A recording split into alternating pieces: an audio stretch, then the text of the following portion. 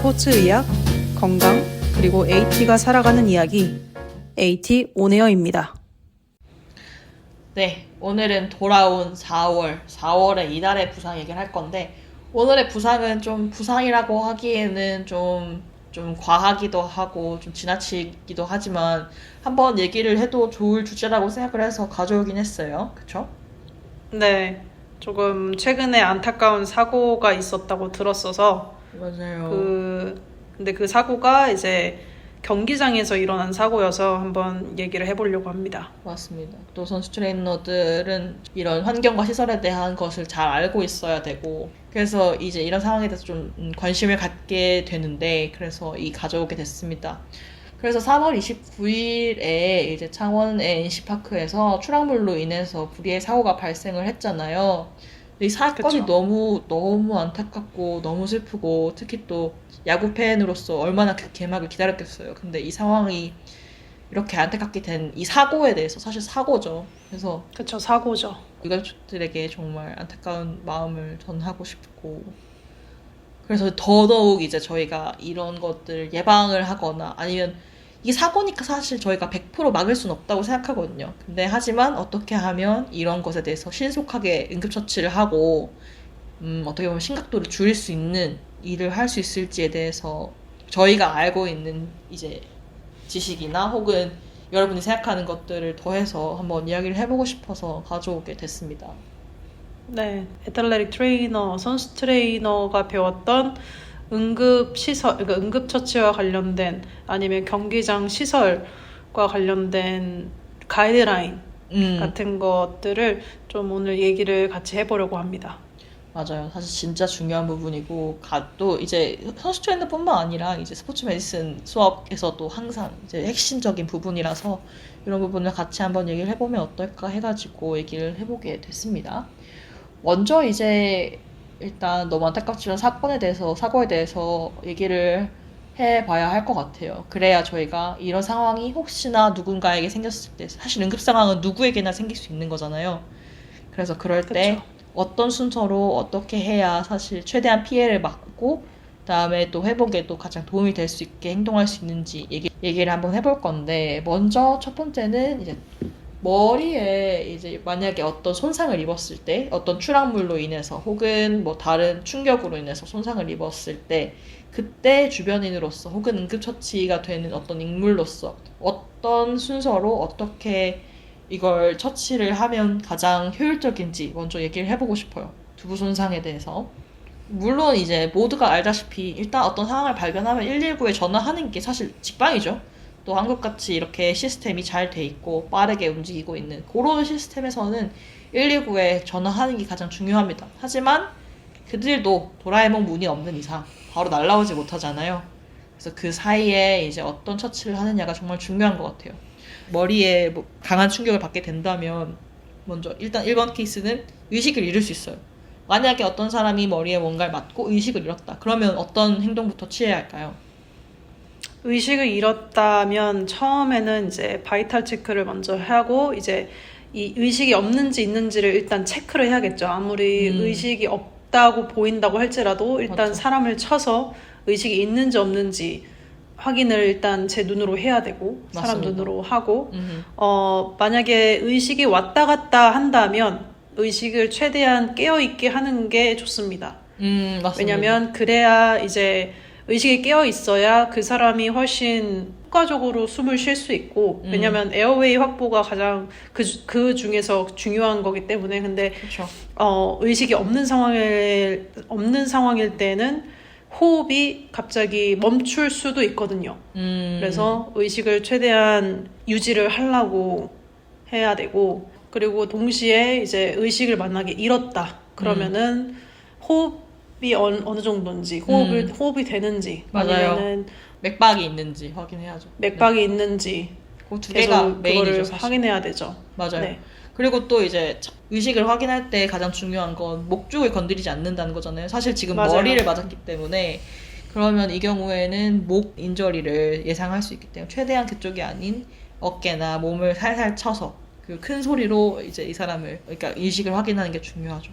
그 한 가지 팁은 그 의식을 깨울 때 있잖아요. 그러니까 아까 말씀하셨다시피 머리를 박았으면 확실히 스파인에 이제 관련된 부상이 있을 수 있기 때문에 맞아, 최대한 환자를 움직이면 안 되거든요. 그렇죠. 제가 배운 팁은 터넘이라고 가운데 이제 흉부에 있는 뼈를 문지르는 거예요. 문질러서 의식이 있는지를 확인을 하는 방법이 있는데, 왜냐면 흉부 뼈를 이렇게 문지르게 되면 아프기 때문에 맞죠, 보통 맞죠. 사람들은 해보시면 알 거예요. 가슴 그 사이에 있는 명치죠, 명치. 그쵸, 명치 맞아, 위에 맞아. 뼈, 예, 거기를 문지르면 이제 사람을 굳이 흔들지 않더라도 의식이 있는지 없는지를 확인할 수 있고. 그리고 만약에 맥박이나 의식이 있거나 하면은 그 상태로 119에 전화를 해서 이 사람의 의식을 유지하고 그 꾸준히 이제 혹시 의식이 잃진 않는가, 혹시 중간에 호흡이 줄어들진 않는가, 혹시 중간에 맥박이 떨어지진 않는가 꾸준하게 체크를 해주면서 이제 119가 오는 걸 기다리는 게 가장 좋은 방법일 텐데, 만약에 맥박이나 혹은 호흡이 없다면 그땐 바로 CPR을 들어가야겠죠. 두부라 그러죠? 머리 그 부분. 골절이 생겼을 가능성이 있다고 생각이 들면 그 주변에 피를 일단 멈춰야 되잖아요. 맞아요. 그러니까 그 상처가 난 부위를 바로 직접적으로 누르면은 그 두부 안에 있는 이제 그 혈압이 올라가면서 또 다른 이게 세컨더리 인저리도 발생할 수 있대요. 그래서 최대한 그 너무 다이렉틀리하게 누르는 것보다는 피를 막을 정도의 프레셔만 주라고 하더라고요. 일리가 있네요. 왜냐면 또 그 압력이 또 뭐 뇌에는 너무 많은 뇌는 이제 또 혈관들과. 조심을 해야 되기 때문에. 맞아요. 그래서 만약에 순서를 고르자면 만약에 아까 말씀하신 대로 뭐 피가 나는 상황에 플러스 바이탈도 떨어진 상황에 만약에 119에 전화를 해야 한다. 이 모든 것들이 다 일어났다고 하면 저는 첫 번째는 일단 지혈인 것 같고요. 지혈을 하는 와중에 이제 뭐 스마트폰을 쓰시든 시리를 부르시든 해서 119에 전화를 하고 다른 사람이 있으면 그걸 부탁하는 게 중요하겠죠. 그리고 그다음에 이제 바이탈 체크랑 다른 부분에 이제 부분 체크. 아무튼 지혈이 먼저라는 점. 왜냐면 우리 아시다시피 많은 영화나 매체에서도 출혈이 아주 큰 생명에 큰 지장을 주기 때문에 피가 나면 피 먼저, 호흡이나 맥박이 없으면 CPR을 해야 하고, 그게 아니라면 의식을 유지하거나 꾸준히 바이탈 체크를 해주면서 119가 오는 거를 기다리는 게 가장 중요하겠다. 그리고 사실 저는 거기에 말씀해주세요. 네, 하나를 더 추가를 하면 의식이 없어졌을 경우엔 에어웨이, 그러니까 그 호흡이 안 될 경우가 또 생기거든요. 그러니까 그 호흡을 계속 유지를 하게끔 하는 게 그 도움이 되는데, 그거의 가장 좋은 방법은 리커버리 포지션이라고 이제 만들어주는 게 좋긴 한데 그거는 이제 방금 말했다시피 그 지혈을 하면서 해야겠죠. 네. 저는 근데 모르겠어요. 리커버리 포지션이 제일 좋잖아요. 근데 저는 이 상황이라면 안 할 것 같아요. 모르잖아요. 그 넥에 대한. 근데 리커버리 포지션 돌려야 되는 거잖아요. 그런데 그걸 만약에 뭐 훈련된 인원이라면 그 넥을 스테빌라이징 하면서 리커버리를 어떻게 하든지 아니면 다른 어떤 스테빌라이저 쓸 수 있겠지만, 만약에 혹시나 뭐 있지만 에어웨이 블락킹을 그러니까 기도가 막히는 걸 걱정한다면 뭐 다른 방법을 쓰는 게 좋을 것 같아요. 리커버리 포지션보다는. 다른 방법이 뭐가 있을까요? 그러게요. 저라면은 최대한 그 넥을 스테빌라이즈 하면서, 그러니까 사람을 더 부르겠죠. 어떤 그 목을 최대한 지탱할 수 있는 사람 따로 불러서 그냥 목만 잡고 계세요. 그리고 지혈할 사람 따로 부르고. 맞아요. 그래서 어떻게든, 왜냐면 진짜 툴이 있지 않는 이상은, 의식이 없는 상황에서 툴이 있진 않은 이상 근데 저는 또 그 생각 에어웨이를 드는 가장 게 확보해야 될 수 있는 방법이. 맞아요. 툴이 없으면 안 되는 거긴 한데 툴이 없어도 OP에 비슷한 기능을 할 수 있는 게 있지 않을까요? 모를 뿐이지. 근데 저는 우선순위를 한다면 만약에 머리를 맞았으면 안 보이다 하더라도 스파인 인저리가 너무 걱정될 것 같아요. 그래서 OPA나 OP를 대신할 뭔가를 찾지 않을까. 제 개인적인 생각. 네, 리커버리 포지션이 사실 제일 맞는 방법이긴 해요. 뭔가 저는 뭔가 더 에어웨이 확보부터. 아, 그쵸. 왜냐면 에어웨이 확보 둘 중에 고른다면 OPA냐, OPA를 대신할 뭔가냐, 아니면 리커버리 포지션이냐. 그렇다면? OPA가 있으면 이제 있으면 이제 해결이 되는데. 저도 리커버리 포지션 좋아해요. 좋아하지만 몸을 너무 돌려야 하기 때문에. 이 모든 정보들은 여러분이 응급처치 수업을 들으신다면 다 획득할 수 있는 단돈 5만 원에 일요일에 4시간 동안 적십자사에서 들을 수 있는 수업 한 번이면 여러분도 생명을 살릴 수 있습니다.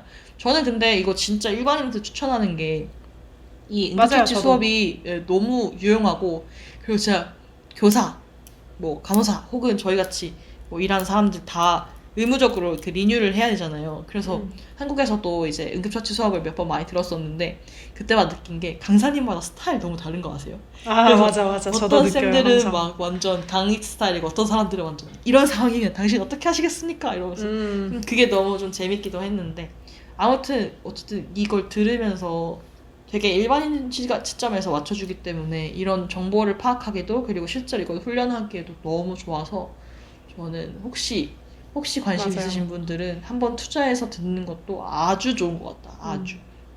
저도 추천합니다. 네, 저 완전 네. 추천해요. 이 머리 부분 손상 말고도 또 여기서는 쇄골 부상이 있었다고 해요. 그 같이 사고를 당하신 분 중에 한 분이. 쇄골에 만약에 지금 이 상황 보았을 때는 골절로 보이는데, 쇄골 골절이 예상되는 상황에서는 어떻게 응급처치를 하면은 좀 2차 피해나 2차 손상을 줄이면서 조치를 할 수 있을까요? 오픈 프랙처가 아닌 경우에는 이제 피가 날 경우가 없기 때문에 일단 골절이 의심이 된다. 근데 오픈 프랙처가 아니다. 그러면 저 같은 경우에는 옷 이런 거 벗기는 거 신경 안 써요. 그냥 그 상태에서 그 고정, 팔 움직이지 않고 엘보를 90도로 해놓고 편한 90도가 따로 있죠. 그 상태를 찾아서 이제 그대로 에이스랩을 사용해서, 아니면 뭐 옷이 됐던 에이스랩이 없다면 뭐 주변 잠바가 됐던 그걸로 해가지고 그대로 고정시키고 바로 이제 병원으로 보내는 게 저라면 그렇게 할 것 같아요.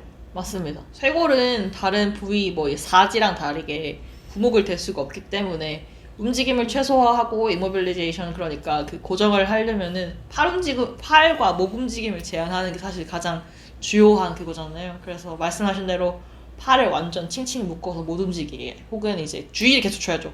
팔 움직이시면 안 돼요. 고개도 함부로 돌리시면 안 돼요. 조심하세요. 움직이지 마세요. 이렇게 이제 세뇌를 시키는 게 중요한 것 같습니다. 그래야 이 뼈가 그대로, 그나마 안 움직이고 그대로, 그래서 이게 뭐 뒤틀리면서 다른 혈관이나 근육이나 다른 거에 영향을 덜 주기 때문에 그렇게 가져가는 게 중요할 것 같네요. 그래서 만약에 저희가 그 상황에 있고 응급처치를 할 이거에 대한 정보가 있는 개인이 거기에 있다면, 이런 식으로 좀 이제 그 119가 오기 전까지 좀 처치를 해서 그들이 왔을 때 바로 쉬고 바로 시댁 갈 수 있도록 하는, 그렇게 해서 시간을 단축할 수 있는 어떤 장점이 있죠. 그게 사실 저희가 응급처치를 다 배우는 이유기도 하고, 그런 거에 준비가 되어 있는 상태여야 하는 이유기도 하죠.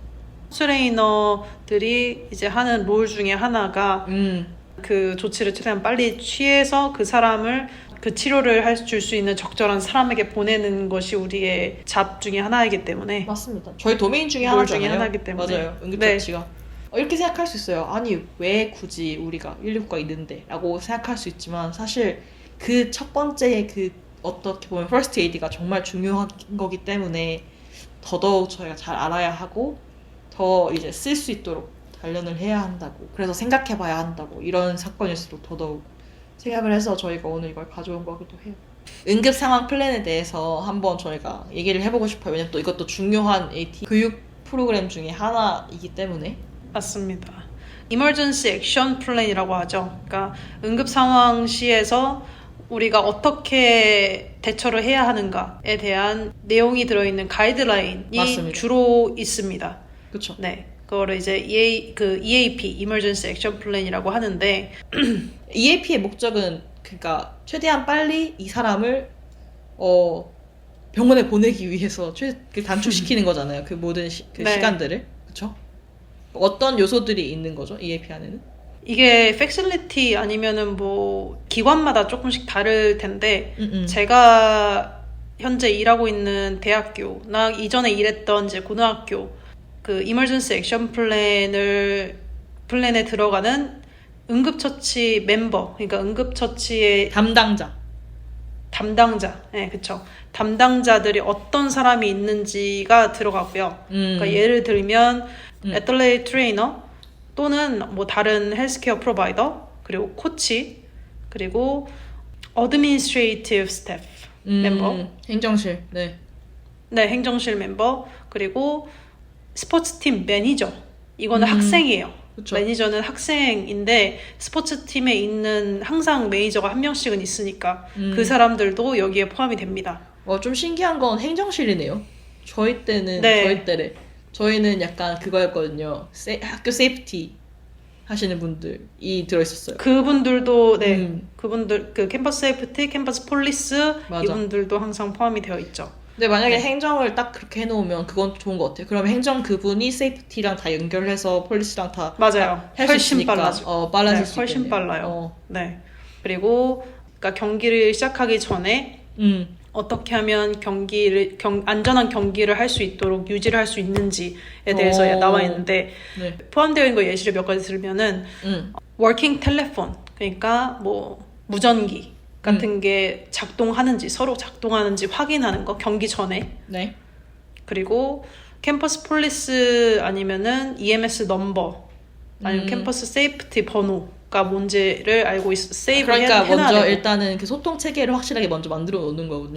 그쵸. 근데 말씀하신 대로 뭐 워킹 텔레폰 얘기하셨지, 뭐 무전기 얘기하셨지만 만약에 무전기가 없는 상황에서는 보통 이제 핸드폰 번호라도 적어놓는 경우가 그쵸. 대부분이죠. 핸드폰 번호를 어쨌든 이제 세이브 해놓는 거죠. 맞아. 소통을 어떻게 할지에 대해서 미리 이제 약속을 해놓고 가는다, 뭐 그런 뜻으로 해석을 하겠습니다. 그리고 잠궈져 있는 뭐 도어라던가 맞아. 그런 그치, 거를 중요해. 키를 누가 갖고 있는지를 다 알고 있어야 돼요. 진짜 중요해요. 맞아요. 멤버들이 누가 이 키를 갖고 있어야 되는지. 그래서 앰뷸런스가 왔을 때 어디로 앰뷸런스를 이동시켜야 되고 이 경기장 안으로 어떤 문을 통해서 앰뷸런스를 통과시켜야 되는지. 그래야 앰뷸런스가 오기 전에 그 게이트를 오픈시켜줄 수 있으니까. 맞아요. 그래서 여기서 또 중요한 부분 중에 하나는 아까 말한 그 퍼스널들이 다 자기 거 포지션을 가지고 있어요. 예를 들어서 이 사람이 119에 전화를 하고 이 사람이 이 키를 가지고 있기 때문에 이 사람이 그걸 먼저 다시 전달하고 그런 식으로 각각의 어떤 역할이 있고 그게 있는 게 사실 그 시나리오의 핵심이죠, 사실. 맞아요. 그리고 또 이제 당연히 들어가 있는 게 케어를 어떻게 할 거냐. 네, 그런 가이드라인. 그러니까 그런 응급 상황에서 어떻게 케어를 할 거냐. 맞아요. 그리고 이머전시, 그러니까 앰뷸런스를 부를 때 어떻게 액티베이트 할 건지. 그러니까 전화를 하고 스텝 바이 스텝 전화를 하고 뭐 누구한테는 AED를 가져오라고 하고 뭐 이런 거 스텝 바이 스텝이 들어가 있고 보통 맞아요. 방금 말한 AED를 말했는데 AED의 위치가 어디 있는지 팩실리티 안에 뭐 화장실 안에 있더라 아니면 프레스박스 안에 있더라 이런 거를 어디에 있는지 알아야 그 상황이 응급 상황이 발생했을 때 가장 가까우게 있는 AED를 가져올 수 있기 때문에 맞습니다. 그렇기 때문에 그 꼭 맵을 넣잖아요. 그래서 그 말씀하신 대로 맞아요. 여러 가지 이유로 넣는 건데 그 EMS 그러니까 응급차가 어느 문으로 들어가야 가장 가까운지 그리고 또 중요한 게 그 주소 그러니까 그 도로마다 꼭 적어놔야 돼요. 왜냐하면 예를 들어서 뭐 17번가라고 쳤을 때 11번가라고 하죠. 11번가라고 했을 때 11번가가 12번가에서 들어오는 문인지 아니면 10번가에서 들어오는 문인지 이런 거를 알아야 소통이 빠르게 되기 때문에 어느 쪽 문에서 들어올 거냐 그런 걸 또 알려주는 게 중요해요. 주소가 아주 디테일하게 들어가요. 주소가 정확한 그 주소가 항상 맞아. 포함이 되어 있어요. EAP에는. 네. 그리고 이제 방금 말했는데 그 AD. 맵이 항상 들어가 있어요. 맞아. 그러니까 앰뷸런스가 어느 문을 통해서 들어올 수 있는지. 맞습니다. 가 맵을 통해서 나와 있죠. 보통 이렇게 포함이 되어 있는 것 같아요. 맞아요. 저는 이제 또 AD 꼭 항상 그 맵에다 집어넣으라 하거든요. 그래서 하트는 AD, 맞아요. 별표는 뭐 퍼실리티 이런 식으로 인트런스 해가지고. 뭐 이런 식으로. 맞아요. 네. 이런 식으로 해서 해놓는 게. 그리고 중요한 거는 이걸 짜놓는 것만 하는 게 아니죠. 이걸 이제 그쵸. 연습을 해야죠. 네.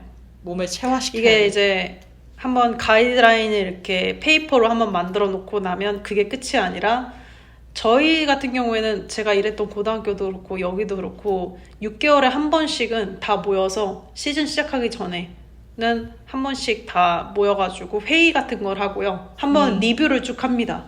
근데 그게 뭐 1년에 한 번씩 하는 데도 있고 6개월에 한 번씩 하는 데도 있고. 근데 그리고 그 제가 고등학교에서 일했을 때는 6개월에 한 번씩 코치들을 다 CPR AED 교육을 시켰어요, 저희가. 와, 6개월에? 6개월이면 대단하다. 네. 그 헬스케어 프로바이더만 CPR이나 AED를 할 수 있는 게 중요한 게 아니라 그 안에 있는 다른 멤버들, 다른 이제 직원들도 기본적인 응급처치를 할 수 있는 방법을 아는 게 맞아요. CPR, AED를 최소한 아는 게 그게 훨씬 생명을 구하는 데 있어서 네, 효율적이에요. 중요한 것 같아요. 맞습니다. 네. 저희는 최대한 이제 최대한 그 피해도를 줄이는 게 가장 중요하기 때문에 그렇죠. 제가 있었던 데는 그 수영장이 있었던 데라 가지고 가까이에. 그래서 수영장이 항상 모니터링 되면 좋지만 그렇지 않을 수도 있잖아요. 그래서 그걸 위한 전용 이제 이머전시 버튼 같은 걸 항상 뒀었어요. 그래서 그거 테스트를 좀 자주 했던 것 같고. 그래서 아무튼 다 같이 모여서 연습하는 시간이 중요하다는 말을 드리고 싶었어요. 방금 말씀하신 거랑 약간 맥락이 비슷한데 수영장은 또 다르다고 하셨잖아요. 맞아요. 그것처럼 각 그 패실리티마다 예를 들어 농구장이면 농구장 아니면 야구장이면 야구장 맞아요. 이런 식으로 각각의 EAP가 따로 보통 있습니다. 그게 맞죠, 사실. 네. 왜냐면 아까 말했다시피 효율적으로 디자인돼야 되기 때문에 어떻게 어느 문으로 들어와서 저기서 접근하는지. 심지어 야구도 그래요. 예를 들어서 야구 다치면 뭐 홈베이스에서 쓰러진 사람 혹은 3루에서 쓰러진 사람 그 갭 차이가 뭐 3루는 좀 그랬다. 저 외야에서 쓰러진 사람 그러면은 지금 말하면 그렇게 크게 느껴지지 않을 수 있지만 그 잠깐 사이에 그 사람이 뛰어가야 되는 그 위치인 거잖아요. 멀어요. 제가 2주 전에 뛰었거든요. 외야까지. 세상에. 그러니까 멀다니까. 그러니까. 네, 멀어요. 저는 이제 풋볼 필드 자주 뛰어나갔었는데 애들이 갔다 오면 야, 너 빠르더라? 막 이런 말이에요. 야, 너 좀 뛰더라? 막 이러면 아이씨, 그럼 내가 안 뛰겠냐 지금 이 상황에? 이러면서 아무튼 좀 멉니다. 그래서 이제 그걸 최대한 구체적으로 설명을 하고 뭐 디테일하게 하는 게 중요하고, 그리고 응급 상황이 되면 그런 것들이 그러니까 당황해서 이제 말이 안 나오기 마련이니까 그걸 최대한 디테일하게 구술해 놓는 게 가이드라인으로 해놓는 게 정말 중요한 것 같아요. 맞습니다. 네. 당연히 저는 모든 세팅에 이런 것들이 당연히 준비되어 있을 거라 생각하지만 중요한 부분 중에 하나는 이제 팀의 일원으로서, 그러니까 AT는 사실 퍼실리티의 일부이기도 하고 그 응급처치의 일원이기도 하잖아요. 그래서 이 두 개의 커뮤니케이션과 이 두 개에서 최대한의 효율을 뽑아내려면 그러니까 내가 의무 트레이너가 이걸 알아야 한다고 생각하거든요. 그래야 응급 상황에서 가장 효율적으로 적절하게 할 수 있는 거고, 만약에 생각해보세요. 선수 트레이너인데 응급 상황이 일어났어. 근데 만약에 선수가 아니라 관중이야. 그렇다고 해서 내가 뭐 관중에서 일어난 거니까 응급차가 그 구급대원들이 알아서 하겠지 라고 놓고 있다는 게 사실 전 되게 약간 뭐라 하지? 방관? 태만 네, 직무태만을 생각하거든요. 그러니까 우리나라에서는 우리가 막 의료인은 아니지만, 그렇지만 우리가 이걸 배운 사람으로서 사실 이걸 어플라이 해줘야 되는 게 맞는 거니. 그래서 그런 상황을 대비해서라도 조금 대충 이런 상황으로 흘러가는구나 알고라도 있는 건 사실 큰 도움이 되지 않을까. 적어도 EAP를 막 맞아요. 6개월에 한 번 리뷰하지 않더라도 최소한 응급처치를 어떻게 하는지 알고 어떻게 대처하는지 안다면, 그게 선수가 아니더라도, 그게 저희가 케어를 해야 하는 대상이 아니더라도 그 상황이 발생했을 때 저희 지식을 써서 한 사람의 생명을 살릴 수 있다면, 그거야말로 지식을 배우는 이유, 맞습니다. 좋은 이유가 되지 않을까. 진짜 구해줘야 돼요. 구해줘야죠. 그리고 또 선수는, 만약에 축구면 선수는 22명이지만 관중은 몇만 명인데 사고가 일어나도 높은 확률로 관중에서도 사고가 일어날 확률이 있잖아요. 근데 그날이 빅게임이었어요. 뭔가 빅게임이어서 사람이 진짜 많았거든요. 그래서 풋볼 보고 있었는데 이렇게 보고 있었는데 갑자기 옆에 서 있던 사람이 좀 이렇게 쓰러지는 거예요. 진짜 버지 말고 이렇게 쓰러졌어요. 그래서 에잉? 이렇게 된 거예요. 저는 이렇게 사람이 옆에서 콜랩스하는 씬을 처음 봤어요. 그러니까 가만히 있다가 어떤 징조도 없이. 저는 좀 당황했어요. 뭐에 당황했냐면 그 사람이 넘어진 거에 당황한 게 아니라 거기서 빠르게 움직이는 나 스스로한테 당황했어요. 약간 진짜 이게 교육이 보람차구나 하면서 느꼈다. 바로 가서 바로 다 바이탈 체크하고 했는데 다행히 이 사람이 일어났거든요. 그래서 괜찮냐고 혹시 뭐 다른 히스토리나 이런 게 있냐고 도움이 필요하냐고 그랬더니 괜찮대요. 지금 약간 좀 사람 너무 많고 그래서 당한 것 같대요. 그래서 알겠다고 하고 일으켜주고 그래서 좀 괜찮아 안정을 찾는가 싶더니 바로 뒤에 다시 쓰러졌어? 그래서 얘기 안 끄집어냈습니다. 끄집어내서 이제 그 퍼실리티 관련 그러니까 안전요원한테 이제 전달했고요. 근데 인계했는데 저도 진짜 놀랐어요. 바로 쓰러지자마자 바로 바이탈 체크하고 호흡 체크하고 괜찮아서 하는데 다행히 다 괜찮았고 의식만 있는 상태여가지고 근데 거기 있던 사람 중에 제가 제일 빨리 이제 리액했거든요. 그런 게 되게 제 스스로가 당황스러웠어요. 이런다고? 이렇게 된다고? 몸이? 그게 몸이? 진짜. 근데 정말 이런 일이 생길 수 있잖아요. 저도 정말 당황스럽고 내가 왜 내 팀이 아닌데? 라는 마인드를 안 가질 거라고 생각해 사람들 다. 내가 이걸 배웠고 맞아요. 의무 트레이너 하면 무조건 CPR 있어야잖아요. CPR 배우고 알고 있는 사람으로서 이제 그걸 적용을 하고 사용을 하는 건 당연한 일을 생각해서 진짜 안타깝지만 이제 자꾸 이런 사고들이 나타나잖아요. 이제 대규모의 어떤 일에 대해서 사고가 일어나고 이제 거기에 따라서 많은 사람들이 예방하기 위해서 또 어떤 것들을 제시하고 뭐 법률이 생기고 정책이 생기고 하지만 그게 뭐 항상 앞서가면 좋겠지만 그렇지 않잖아요. 사건이 일어나고 그걸 백업하는 일도 너무 많고 그러기 위해서는 이제 사건 예방을 하는 것도 중요하지만 EAP나 다양한 것들을 통해서 하지만 그거를 어떻게 잘 처치할 수 있는지 한 번쯤 생각해보고 준비하는 것도 중요한 요소인 것 같아요. 그래서 가이드라인이 있는 것도 중요하고 그 가이드라인을 가지고 연습을 그래도 6개월 한 번씩 아니면 최소한 1년에 한 번씩은 다 같이 하는 게 네, 응급 상황을 최대한 방지는 아니어도 최대한 빠른 조치를 취할 수 있는 방법이 될 수 있지 않을까 싶습니다. 맞습니다. 네, 오늘은 부상이라기보다는 어떤 사고에 대한 얘기를 한번 해봤습니다. 근데 이게 또 저희랑 아주 밀접하게 연결돼 있다고 저는 생각해가지고 이제 가져오게 됐는데 한번 이제 생각을 해보고 선수 트레이너로서 단지 팀과 관련된 사람들만의 부상이 아닌 이 스포츠와 관련된 사람들에 대한 사고나 사건도 한 번쯤은 염두에 두고 한번 고민해 보시는 것도 좋은 방법이 아닌가 생각이 해요. 저희의 역할이 항상 있죠. 이런 맞습니다. 방식으로. 네, 오늘은 일단 부상 여기까지 해봤고 다음 달에는 정말 이제 스포츠 부상으로 만났으면 좋겠네요. 더 이상 뭐 큰일이 벌어지지 않고 그냥 무난하게 발목 삔 거나 얘기하면 좋겠어요. 맞아요. 오늘은 여기까지. 네, 오늘은 여기까지 하시죠.